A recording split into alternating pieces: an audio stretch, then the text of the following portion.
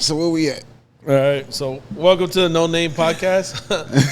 Hopefully you guys been keeping up. We're in John chapter 18. It's been a couple weeks, I think, since we recorded. Sicknesses and things delayed us. Yeah.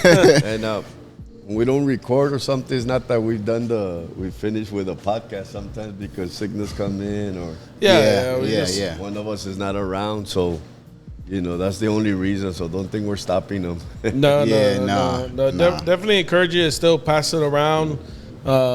This is a good tool to have discussion. Feel free to put questions in there or pass them through. And then, again, we've been talking about it, I think, as we're trying to figure it out, because right now we record only on Sunday mornings.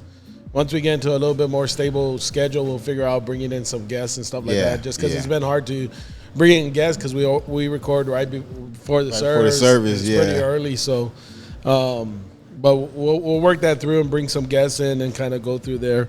Again, we've only been doing this maybe a little bit over a year. Most podcasts take a while to kind of take off and stuff like that, and this is more about creating a community. So definitely encourage you guys to be reading John and then kind of doing that, and then plugging into a church. If you're here in San Antonio and you come to our church, great. If you go to another church, that's fine too. Yeah. If you're not in San Antonio, hopefully you're plugging into a church. That's one of the things that you see throughout. I mean, not just John. I think we started with Romans? Yeah, we started with Romans. You see the whole thing about community. But again, hit the like and subscribe button, pass it on to others.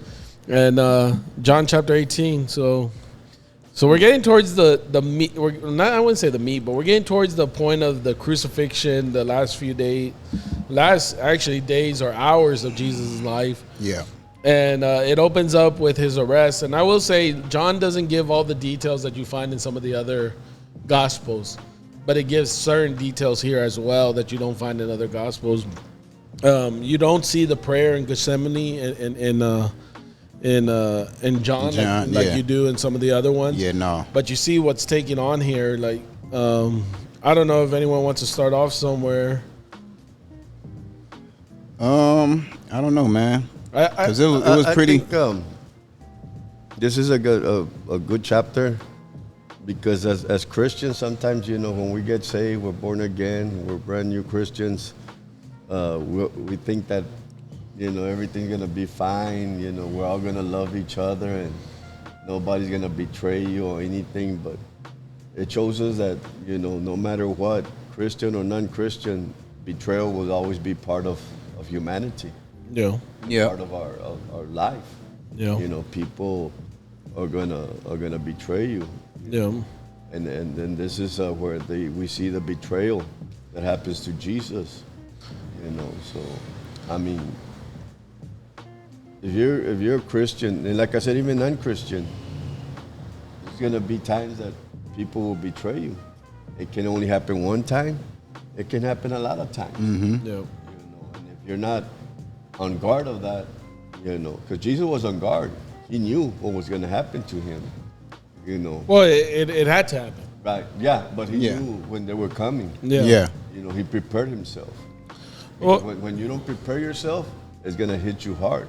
Well, I think there's a balance in preparing yourself, because the thing is, you can go to the extreme and then completely close yourself off to people not trust people, and that's too much to the extreme. I think at the end of the day, I think what I found interesting, and kind of as you pointed out here, is I think, and again, us as human beings, when things like that happen, it's natural for us to go through our emotions and thought process and feel hurt and feel betrayed.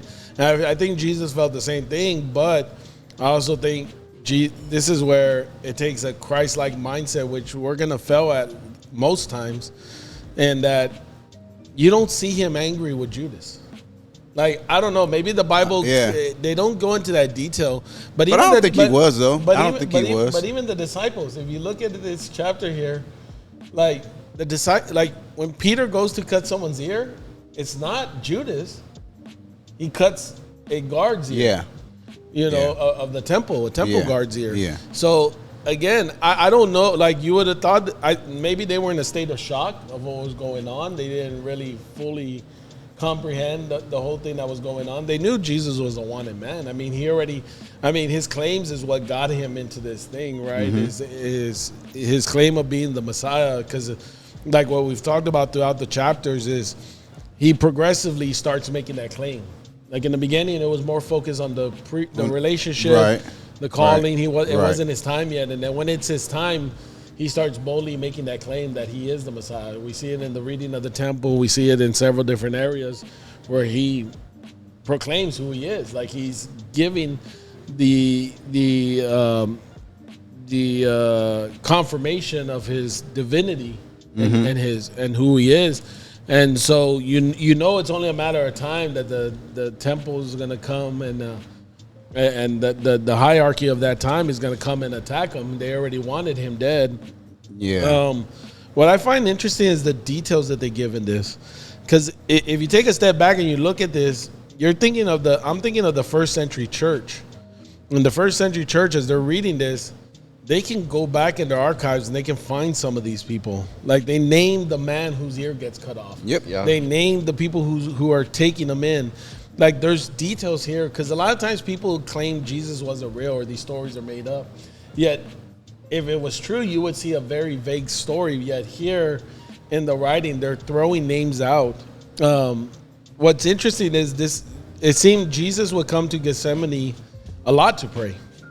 Yeah, because he knew the place. Yeah, and Judas, who betrayed him, also knew the place where Jesus often met there with his disciples. Yeah. So this was a place where they commonly had gone. So from a disciple standpoint, even though Jesus is telling them this is coming, they're thinking we're just going, this is where we come and pray with our master and stuff like that. Yeah. And that's why, like, I think in another gospel, you see they fall asleep, when he's praying, because again, this is a common place for them to go. They don't know, even though he said it, they haven't fully comprehend the extent of what's about to go on. So I find it interesting that's there. So Judas brings them to a place that is, I guess, sacred. A place that's what I was gonna say. Yeah, so and that's verse 3, right? It says, so Judas came to the garden. God, this is where. Yeah, I'll go back to 2. Now Judas, who betrayed him, knew the place because Jesus had often met there with his disciples. Yep. And it says, so Judas came to the garden, guiding a detachment of soldiers and some officials from the chief priests and the Pharisees, and they were carrying torches, lanterns, and weapons. Though, like really, like what? My thought process in this is like, so. What were they thinking? What were they going to do with the weapons? Like, were they going to try to or is that just a way of showing like, hey, we got weapons, you going to come with us, or we going to strike you down? I think, you know what I mean? I think it's both. I think they had weapons ready to strike Jesus down if they needed to, or his disciples. And 2, the temple, the Jewish temple of that time, the law and everything considered him a threat. Yeah, so they thought this was a revolution coming. Yeah. So, and even the disciples, disciples to a certain extent thought it was a revolution. Yeah. So them coming that way is not. It's a little surprising when we're reading it, but from their perspective, they're thinking, okay, he's a threat. They're gonna fight us. Yeah, it's a threat. Got it. Remember, Jesus knows. Because I think if I remember correctly, if we go a couple of chapters back, when Jesus is coming to Jerusalem, the disciples know already, like they're going to we shouldn't be going here. Yeah, we shouldn't be going here. Well, I guess we're gonna go and die there. Yeah. And so they see it. They see the animosity and the friction that's going on. And so I think when you see this, the Jewish temple is coming, and they're saying, okay, these guys are ready for a revolution, and that's what I think was a misunderstanding on both sides of both Jesus' disciples and the Jewish temple, is Jesus is looking at winning this through his death, and yet they're looking at it as, they're coming to take over the temple. Like he's making this bold statement, like this is where Jesus is coming in to battle them in Jerusalem, is the way they look at it. Well, they thought he was because really they never thought he was a son of God. They always looked at him as a false prophet. Yeah. So they saw him as dangerous, and then, for him, they asked for troops. That means that,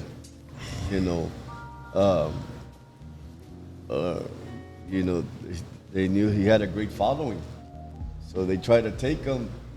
They could attack him. Well, then you got to remember Judas was with them, so he knew. So he knew of every disciple. Yeah, there, of course. Because Peter had a sword. Mm-hmm. So you don't know if the other fishermen were carrying swords because they would cut the fishes and all that. Yeah, fishermen. So Well, I think they had they only had like 2 swords. Right. I think there's about 2 swords. I don't think in the Gospel of John, but there's another Gospel where Jesus tells them to have swords ready. Right. And so, because and this all ties together. Because what's interesting is I don't think it's in this Gospel. It's another one, and we're probably headed into a tangent here. Yeah. Something I was hearing on I can't remember where, but I think I was hearing it on the Exodus study. With Jordan Peterson, but they in one of the Gospels it talks about like Jesus tells them to get swords ready, and they have 2 swords, but it wasn't for them to actually use them. It was for them because a lot of times when we preach the Sermon on the Mount or people talk about the Sermon on the Mount, when it says blessed are those who are meek or the weak or whatever. The actual translation to that is those that actually have the power to take over or to fight or to destroy, but they choose not to. Yeah. But we see meek as those who don't have power, don't have authority. But so in a sense, when Jesus has them taking the swords, it's like they have the power to fight, but Jesus doesn't want them to fight. In other words, it takes more power to have a sword and keep it in. Yeah. Than to pull it out. Yeah.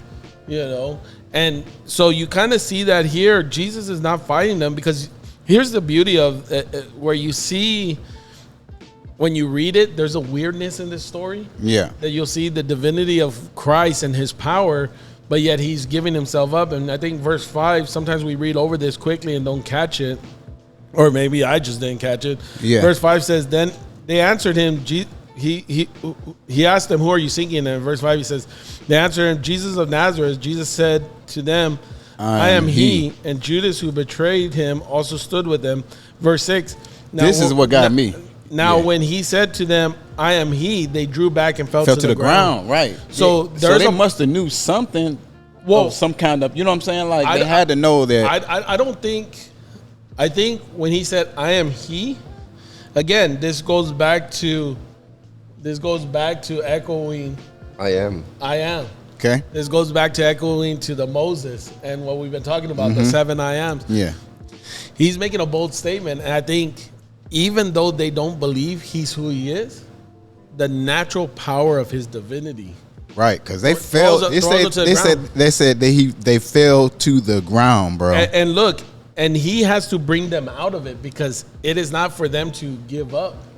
They have to take him. Mm-hmm. And so in verse 7, you see him break them out of this thing because of his divinity. And he says, then he asked them again, who are you seeking? And it's almost like they snap out of what's going on. They said, Jesus of Nazareth.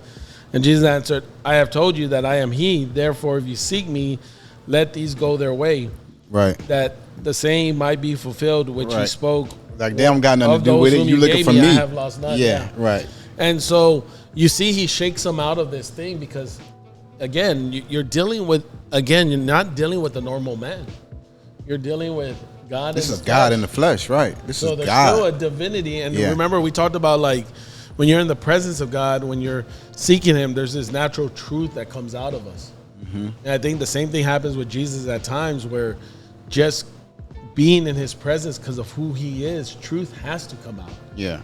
And so you see them starting to, they fall. You know what else? I think, man, that's what it's really more, this is more really about. Like I was telling you earlier, I said, I think that, it's not really about being right or wrong because I believe that that's what the high priest and the Pharisees, the Jew, they were looking at it like, no, that's not right. That's wrong. And when God came, he's like, no, I'm here to tell you the truth. What's true, not what you think, but I'm here to tell you the truth. Yeah. And I think that that's where they got lost, man. And then it says like, let's see, let's go to the 8. It says, Jesus answered, I told you that I am he. If you look for me, like you said, let these men go. This happens so that the words he has spoken will be fulfilled. This is already prophesied, right? This is already something that is supposed to happen, right? And it says, I have not lost one of these you gave me. He's talking to God, his father, right? And then that's when Simon comes with his with the sword, which I don't know. That kind of struck me kind of odd a little bit, because later on they gonna ask him, hey, wasn't you with him? He's like, no, that wasn't me.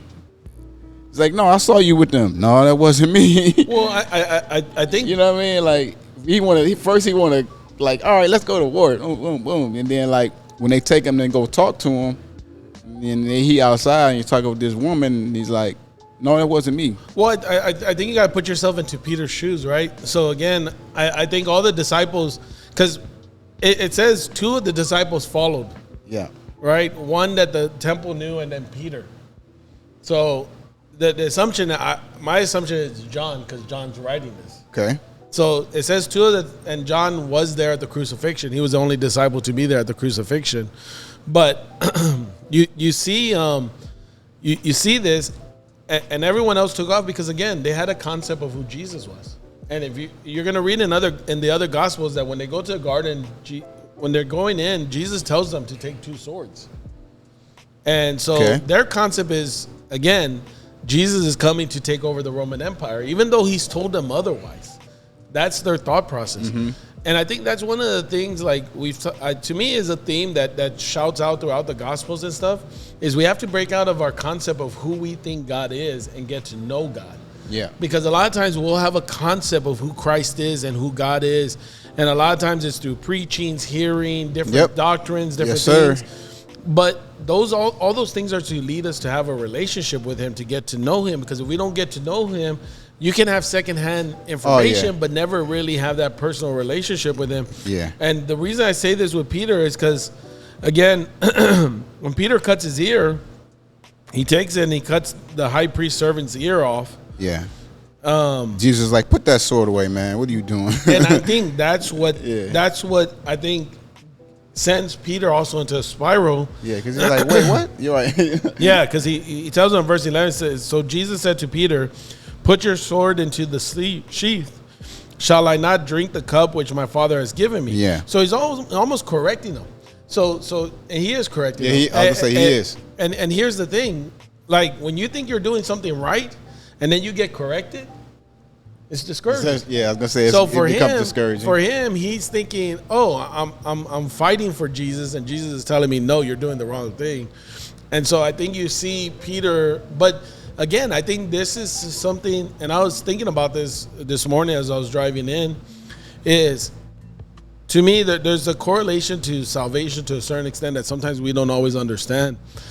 Though Christ died on the cross to forgive all our sins, there's still a process for us to accept our own accountability of our mistakes and go through that process of being transformed through Christ. I think a lot of times people, because sometimes we preach of the salvation that comes at the cross, that people think magically or instantaneously you're saved, and then all your stuff is gone. Yeah. But like you see with Peter here, he has to go through this process of being broken, because Peter was a very prideful man. Like, he's the one that tells Jesus, everyone will leave you, but I'll stay. Yeah. He don't get me wrong, like and I don't want to say pride, but his whatever it was worked in his favor and against him at times, because it's that same ambition that causes him to say, all right, I'll get out the boat, while the other 11 stayed in. Yeah. You know, they're there in the storm, and he's the only one that's saying, I'll go out there. Yeah. You know, the other 11 could have done the same and said, well, I'll go out there. Yeah. You know, but he's the only one that does it. But that over ambition sometimes hurts him in this sense, because he's trying to tell Jesus how the plan's supposed to work instead of just following the plan. Yeah. Yeah. And so, because he's ready to fight, bro. Yeah. That's the honest. You could tell he's ready. He's like, come on, we gonna do it. Like, come on, let's do it. And I think that's one of the things that I think you see when you've been in church for a while, and you see people get changed, and even in yourself, you see it go through these things. Sometimes, because we think we said a sinner's prayer, we got saved and stuff, we try to run gun ho. And a lot of times we're doing a lot of things in our own strength, and Christ is going to let us. God's going to let us. Mm-hmm. But it's to to the point where we break down, and then it's like, okay, now I got to relearn this. I got to truly understand this, because that's what you see from Peter here. He's like, oh, we're going to fight this war. He cuts this guy's ear off, even though Jesus told him not to do anything. And then now he finds himself he's denying Jesus. And it's interesting because he's following where Jesus is at, right? They take Jesus to Ananias, I think. Annas. Yeah. He's the father-in-law of, I can never say his name. Cephas, yeah. Who's the high priest. High priest, So they take him to the father-in-law, and so they're there taking him, and that's when Peter begins to deny Jesus, right? They ask him, and what's interesting, he's asked by one person first, but I think it's the last person that asked him, or the second to the last person, was actually a relative of the person whose ear got cut off. Yeah, I know, that's weird. So, because again, we think we it's know a little you, mom. right? We know you knew you was with him. Yeah, like I know who you are because you cut you my cut off my relative's ear. Yeah, I know right. who you are. Like you are him, and he denies him. In the other gospel, one of the other gospels, you'll see that when he denies him the third time and the rooster crows, because Peter is following him, his eyes connect with Jesus. And their eyes connect. Yeah. And I think what you see is Peter realizing that he didn't fully understand everything. Yeah. And that's okay. Because definitely is okay. But for him, he wasn't accepting of it yet. Like he thought he was supposed to. Again, all this time Jesus has told him, like, Peter, you're the stone that I'm going to build on. You're this, you're that. And he is, and even though Jesus has been telling him, but there's a process you're going to have to go through. Peter's not capturing that. And I think you're starting to see the realization and the transformation of a man who has to let go of his ego, have to let go of certain things. I think sometimes we have pride so messed up sometimes. We have a certain concept of what pride is. And we don't always understand that pride is not about the outside. It's also about the inside. Oh, definitely. And you can seem like a non-prideful person and still have it. But you can still have it, yeah. And I think that's what you see with Peter, and he's being transformed. But part of what, like, Jesus couldn't snap his fingers and just transform him because there's a freedom of will. So you have Peter here who's having to go through this thing of self-realization and saying, you know what? I put myself in this position. I jumped out ahead and said, I'm going to do this. I'm going to cut that guy's ear off. Yeah. I boasted about not running away. I said I would never deny him. Like, he had to come to a self-realization. And I think that's what you see after the resurrection when Peter's still moping around. That's what you see. And that's what I love about this chapter, because you're starting to see the process that Peter's going through. So this is what was really interesting about this chapter for me, was that there was a process to Jesus, to him being crucified. Like, first he had to go before Jewish authorities, right? Yep. And they wanted to hear, but I reading this in like my little I don't know what you want to call it here, my Bible here, but it talks about the six stages of Jesus' trial. He was on trial. Yeah. And like, that's like, to me, I was like, well, man, I didn't know he went through a trial. I thought they just captured him and then they crucified him. But no, there was actually a process to it. Like, he had to go see the Jewish high priest first. And of course those people, they wanted Jesus dead, and then he had to go to the Roman council, right? And then, as we know the story, he gets before the Roman council, and Pontius Pilate is like, look, what's going on here? Like this guy, he hasn't really committed any true crimes, that you guys are trying to say, but he hasn't done anything. I didn't know that. I didn't know that there was a process to it. I didn't know he had to go to the Jewish people first, and then he went to the Roman people. Yeah. And then when he got to the Roman people was like, man, we don't know. Y'all deal with this. And they was like, well, we don't have the right to crucify. Only you have the right to crucify him. Well, I think, and it was crazy. That whole thing to me was just crazy. Like, just to think, it was a process to his crucifixion, in the sense of, like, he had to go to the Jewish people first, his people, and then they wanted, like I say, they wanted them to die. They didn't want them around. It's like our Christian life. It's gonna be a process, and some's gonna be good, and some's gonna be bad, That's why in the other Gospels, Jesus came when he asked them to pray with him, and they were sleeping. Yeah, during his hardest moment, and they were sleeping. They didn't take the seriousness of Jesus, what he was telling them, because Jesus knew how serious it was, and that's why he was preparing himself, because he knew, even though he was a son of God, his human reasoning, his body and all that, was going to go against everything that he knew that had to be fulfilled. And that's why he even asked them to pray with him. Yeah. And instead of them taking it serious, they were sleeping. What? And that's like a lot of us Christians. The Holy Spirit, God will come and warn us when things are going to get, rough in our life. Yeah, no, man, I can agree with that. And God tells us, totally. Seek me. Get strength. Because we're gonna go through something, but instead of taking it, there's nothing.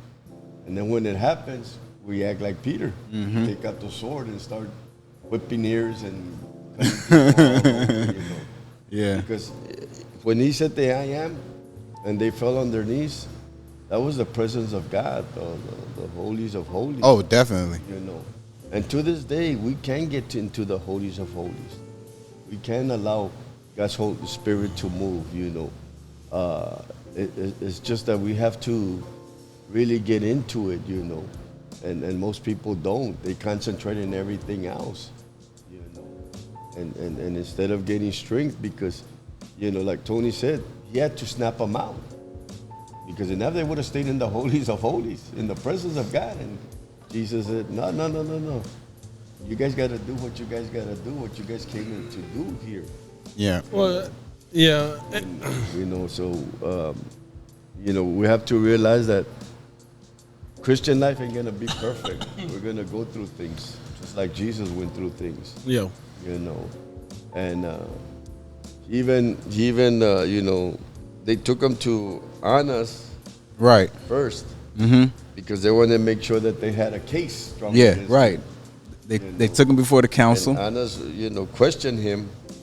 He questioned him, and and I guess Jesus would answer him. But well, I think part of this is you're also seeing. I mean, here's the interesting, at least to me, and maybe this may be a far stretch comparison, but what I'm looking at here, my far stretch comparison will come in a second. At the end of the day, you're looking at, this is politics play. Yeah. There's politics in play here, yeah. But it's also a spiritual politics that's being played here. So when you're looking at this, one of the things you have to understand from the Jewish, because I do believe some believe that he was a Messiah type. Because if you look at it, you see in the previous chapters, what's his name? One of the Pharisees, Galileo or something like that, Galileo or whatever. I'm not good with names. Yeah, he tells them, like, we've seen rebellions like this before, and if it's truly of God, then what can we do to stop it? Let it play out. Just leave it alone. Yeah. And so you see that there's some, and you have the Nicodemuses and some who are seeing this. I think what you come to understand is that there's some that they don't want a Messiah. Because here's the battle that we have with our flesh too. In order for there to be a Messiah, we have to die to ourselves and what we feel is rulership of ourselves. And so what you see the Jewish here is, even though they're under Roman Empire, the Pharisees, the leaders of the Pharisees, they don't want to get out of Roman Empire. Even though they're marginalized and they have to go and they only have as much authority as the Roman Empire lets them have, they still have more authority than the most majority of the other Jews. And when you look at it, Jesus is teaching an upside down kingdom. Look at everything he's talked about from the Sermon on the Mount to when he first came out. He's like, the first shall be last and the last shall be first.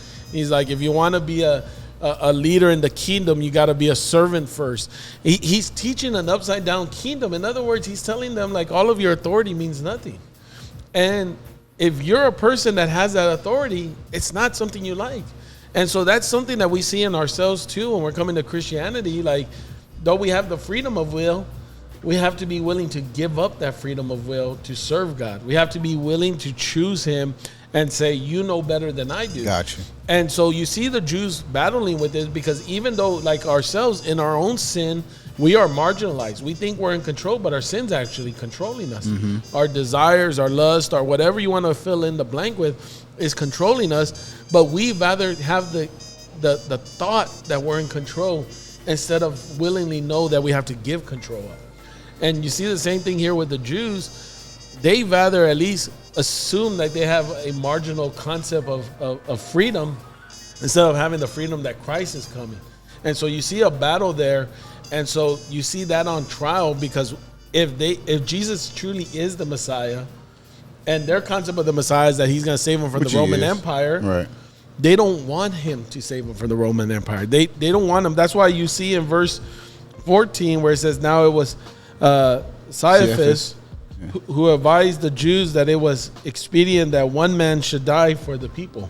In other words, this is, remember, going back to that conversation with Galilea and when they bring Jesus in, and they basically say it's better for one man to die than to let this go. Yeah. And you know what? I might be mixing up the story, but I got you. But there's a point where the Jews are together and they're saying it's better for one man to die than to do all of this. And what's interesting is they're actually saying the truth, but they had it in a smaller concept. In other words, they were saying it's better for one man to die than a whole revolution of the Jews, and we're going to lose a whole bunch of Jews. Yeah. And Jesus was going to be one man to die for the people of the world. Yeah. Like they were speaking the truth, but misunderstood. Yeah. And so, again, that's why you see that process going, because they wanted to condemn him as a Messiah. But again, they're in Passover. They can't kill their own during Passover. So they basically set it up to take it to the Roman Empire. You see, so their crime against Christ is that he's proclaiming to be the Messiah, which is blasphemy. Right. What they take to the Roman Empire is that he's saying this, and this will lead to a revolution. Because the Roman Empire doesn't care if he says he's the Messiah. They don't care about the Jewish laws. That's why he's saying, like, you deal with them the way you do. Right. But what they're trying to push to him, and you see it in the other Gospels, is that if you don't stop this, other people are going to follow, and then you're going to have a revolution, and now you're going to have Caesar breathing down your neck that you can't control. Yeah. And so you see fear just being, and that's the same thing in our life. Like when we're going through our process of salvation and things like that, that whole thing of having to let go, you're going to have those voices in your head. You're going to have society telling you, well, I have the right to make any choice I want. I have the right to do what I want because I'm my own human being. Yeah, you do. But if you believe that there's a creator, then the creator can always it's not about overruling you. It's about letting go and trusting the creator. Right. And so you get this concept here of this back and forth of true freedom versus a concept of freedom, marginalized freedom. Well, it's like right now in the times that we're living in the churches, How so? The people that don't follow God or have a relationship with God, and they don't conform to what God is doing in that church. Okay. They're gonna start having their own opinions, or things changes. They're gonna say, "Oh, that's not God. God doesn't do that. We've been doing it this way for so long. Why is this happening?" Okay. And that's why you have a lot of divisions in churches, because instead of, okay, you know what, God, you send me to this church or to this ministry, whatever. I'm going to believe that you're guiding that pastor, the leader. I mean, you go through the scripture and check that they're following what God is doing. But if you commit, you got to commit yourself to what God is telling that ministry to do. You know, sometimes you might not like it, sometimes you won't. You know, and it's like going back to when. Or just move on to a new ministry. Because here's the thing. That's the thing. But this is not people don't do that. Yeah, I get that. But this is not a, like, the whole point of this is sharing of the gospel and stuff. And if you see, like, Paul and Barnabas had a falling out. Right. And it wasn't that, now you're both out of Christ. It was, we're gonna go our separate ways and we're gonna continue to do our ministry. And because it's like when Peter struck that person, cut his ear. Peter thought he was doing something good. Of course, yeah, he did. Peter thought he was defending his leader. Yeah, you know, and all that. And Jesus had to rebuke him, tell him, "No, Peter," you know. And that's the reason I think he told them to pray, to seek God. Oh, that was the exact reason why. Yeah, they would have known what was going on. Yeah, but instead of they were tired and sleeping, all that. And, you know, because technically, since God called all the disciples and all that, they were always, they were always going against the grain of the people. You know, they couldn't go here, they couldn't go there because, they wanted to kill Jesus or they wanted to do this and that because of the ministry and all that. And, and that happens a lot, If you don't agree with the ministry, you know what, move on. Find a church or a ministry that you think that thinks like you or think, you think they're going on the right way. Instead of staying there and become rebellious and, and then you're not going to be receiving and all that. Yeah. So. But I think that just comes with, you gotta have a relationship with God. One. And that's why, like these people, the Jews and all that, like Tony was saying, they really didn't want to be free because they were comfortable. They were being allowed, to do everything they wanted. Even their Jewish community. Yeah. But at the same time, they were still under slavery. They were still under bondage. As long as they didn't get out of hand, they were all right. That's why they took them to Annas first. Right. Annas was the father-in-law, the brother-in-law, and they went to him to see what he thought. And then from there, they took him to Caiaphas. And Caiaphas said it's better for one man to die than for everybody. Yeah. And then you know what? Look at how they treated Jesus though when he got before the high priest, when he was questioning Jesus, and Jesus was just being who he's supposed to be, Jesus. Right. And they wound up slapping him. Yeah. Well, I think, know what I mean? I think part of it is because, again, they're trying to set up this conspiracy that he's trying to overpower the Roman Empire. Oh, yeah. But if you look, and that's where you see the human politicking and the thing that goes on in there. Jesus said, everything I've said it in the temple. Yeah, I've said it openly. exactly. Like, I've never said anything. But you see, he's proclaimed to be the Messiah. Again, blasphemy. For them, blasphemous. But the Roman Empire doesn't care unless he says, I'm the Messiah and I'm here to take us back from Rome. Yeah. He never made that claim.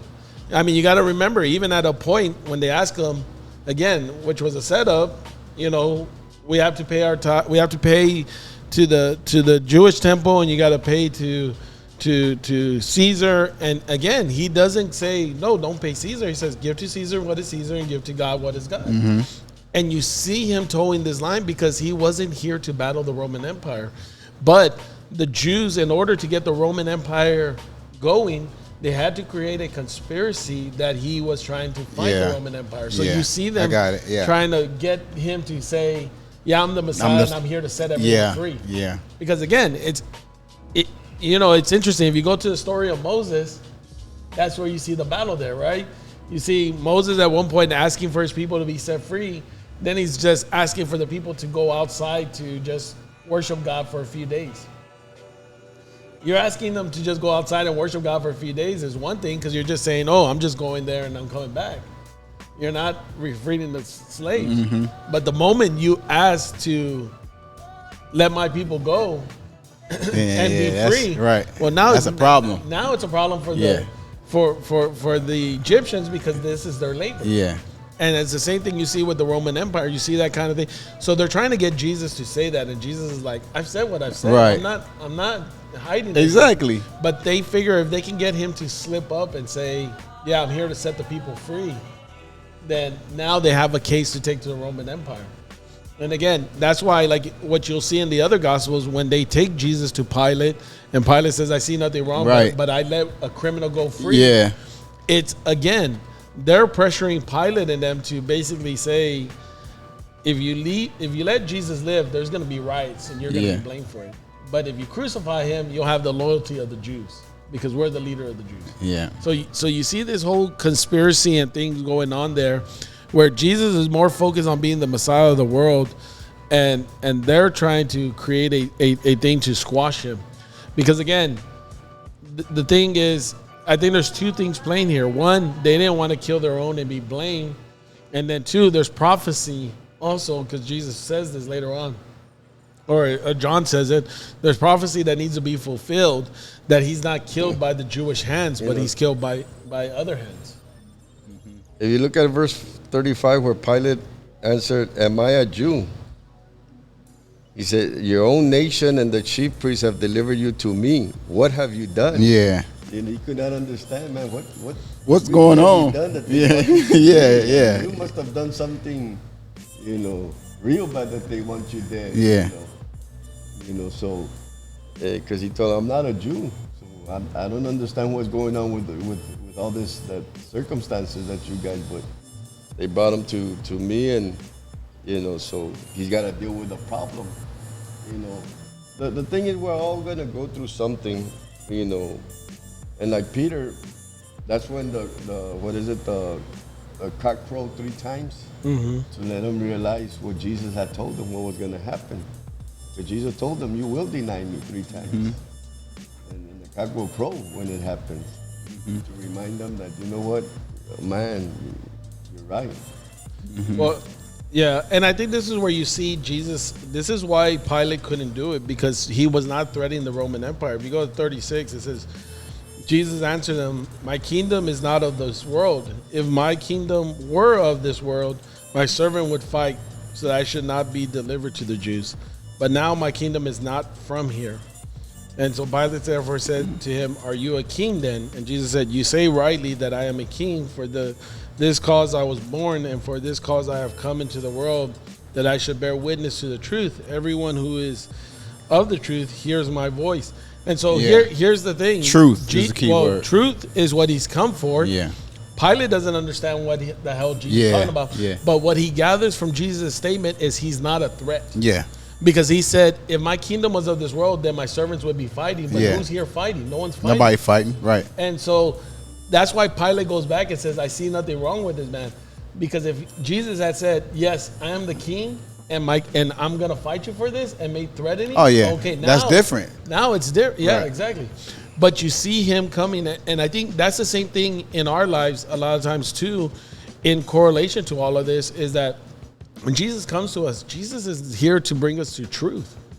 It's here to bring us to truth and false. The relationship with God and Christ is about bringing us to truth and false. It's not about fighting you. Nope.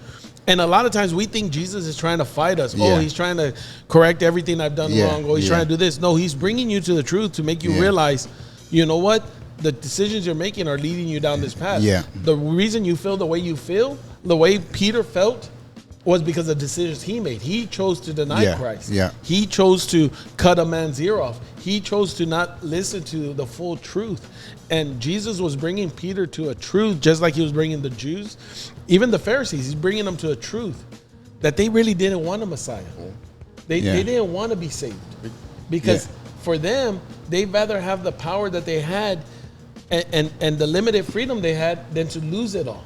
And so that's one of the things I think we miss in the gospel and the understanding of it, is that this whole thing is about truth and false, not about heading into this whole thing of Christ is trying to battle me on what's right and wrong. Right and wrong. Right and wrong is in the law. Right. And the law is above all of us. It's not the 10 Commandments. It's not any of that. It's what God has spoken into mankind overall.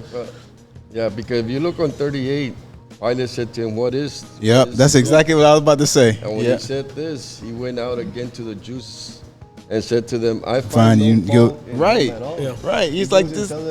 Why you guys want to do this to you? Yeah. That's what I mean. It was the truth. But then, because he's not threatening. But like, then, you go to verse 39. He said, but you have a custom. He said, you have a custom that I release someone to you at the Passover. Mm-hmm. So do you therefore want me to release to you the King of the Jews? You know, he called him the king too. He called him the King of the Jews. You know, and that's when they cried and said, "No, we don't want him. Yeah, we want Barabbas." You know, a real criminal though, and Barabbas was a real criminal. Murderer. Which again, this is a misunderstanding here because Jesus never proclaims to be the King of the Jews. Right. Yeah. He says, "My king." No, I know that, but what I'm saying is, he says, "My kingdom is not of this world." Right. Of course. In other words, his kingdom is eternal. Right. So guess what is part of his kingdom? Anything that's eternal. Yeah. We in our flesh are not eternal. Our souls are. Yes. But we aren't. So he's king over our souls, but he's not king over our flesh. And you see, that's why you have to surrender your flesh and you have to surrender to that. Got it. And so there's this concept here of understanding kingdomship. Like the kingdomship that Christ is leading towards. And that's why even in Pilate, he didn't fully understand it, but he understood that Jesus wasn't fighting for an earthly kingdom. Yeah. So he might have thought he was crazy. He might have thought he was a lunatic. But he didn't think he was a threat, like you said. Right. He wasn't a threat. And that's the thing. And so I think that's the same thing with us too. I think there's two ways you can see Jesus sometimes. Is you can see him as a non-threat, and sometimes you take, in other words, you don't fully understand his truth. And so you see him as a non-threat, and so you have no relationship with him. Or you can go to the extreme that the Jews is, and you see him as a full threat to who you are. And you see, that's why Paul called the cross an offense to us. The gospel is an offense to us. That's why those who don't believe the gospel don't understand it, because again, it's gonna do three things to us.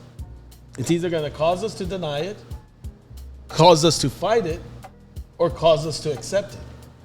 That's typically what the call of the gospel comes and does to us. We either deny it, we fight it, or we accept it. Yeah, I mean, the same thing like the last scripture. Either we're going to ask for the man, who is Jesus, or we're going to ask for the robber. Yeah. Who represents, everything else. Yeah. And that's the thing that we have to realize. We all have a choice. Who do we want to follow? And sometimes, we're there fighting and bickering about, no, that's right. You know what? You don't have to believe as I believe. God will lead you if you're doing. Yeah. That's why I've always said time will tell who's right and who's wrong. Because you have that right. Well, sometimes it's not even about right. It's not even about right and wrong. I know, but the truth. It comes out to because most people don't want to see the truth. They want to see right or wrong. Yeah. Just like Pilate. Pilate told them, there is nothing wrong. I don't see nothing wrong with this man. Yeah. I find no fault in him. No fault, right. You see? Because that's what they brought him. They didn't bring him on the truth. They brought him on right and wrong. Yeah, right exactly. Yeah, exactly. And he said, and I don't find no fault in him at all. Yeah. So I don't know why you guys brought him to me. Nope. You see? And then to his conscience, he told me, you know what? You guys have a custom. Yeah. You guys choose now. Yeah. Yeah. I'm not gonna choose you. Right. Like I ain't finna be getting right. I don't. And then I'm not gonna get in this. The custom. Yeah. And and that's when they gave up Jesus. Yeah. And that's the same thing. But people don't want to follow the truth. They want to follow what they think is right and wrong. And we have to follow the truth, what God wants for us. In our life, our personal life, in our ministry. Yeah. And in our family. In our relationships with people. Yeah, all of that. And we have the right to either say we want that man, or we have the right to say we want Barabbas.